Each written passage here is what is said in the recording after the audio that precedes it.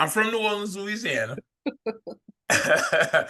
And I've like I said, when I'm 10 years old, I've always loved cartoons and superheroes and story. I love stories, narratives.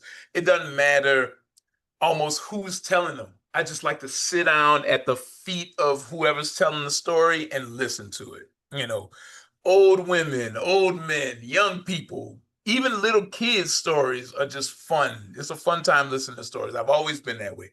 Same. So, uh, when I was 8 years old, I got a hold of an X-Men classic from my homeboy Mark. He was an older kid. He's about 4 years older than us at the time.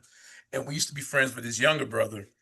And he had this little comic collection. And I was like, yo, and I read X-Men Classic.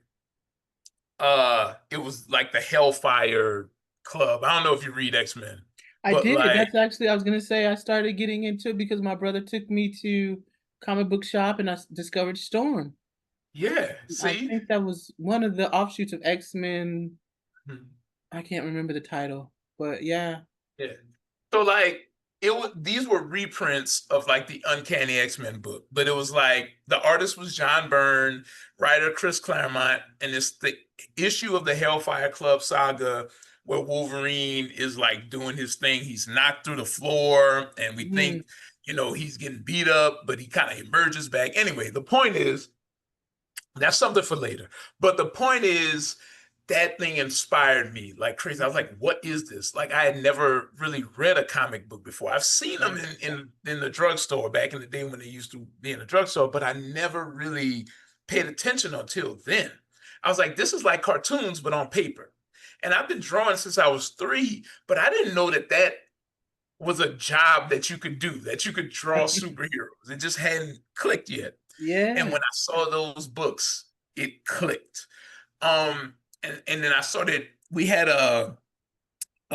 were just kind of coming into our own, and that was back in the days when kids could uh walk around the neighborhood by themselves. I mean, Hmm. technically, people were still getting kidnapped. We just didn't have the internet to tell us. Like, not all of us survived, but And whatever. well, everybody knew who I'm not gonna say the R word, but everybody knew who the creepy man was.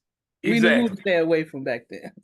Exactly, exactly. So, and even some of us still didn't. Like I said, we just have more information now.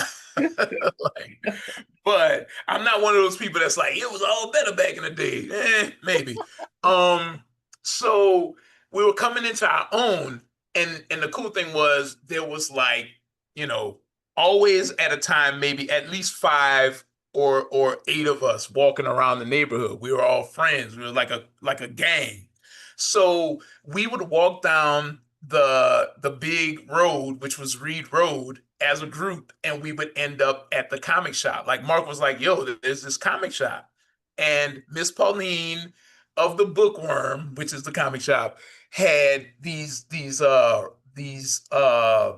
back issues at the back of the store, Wow. and they were 4 for $1. So Hmm. you go in there all day, you got $10, man. Look, you just looking through back issues. So that's how I came into being a comic collector. Wow. And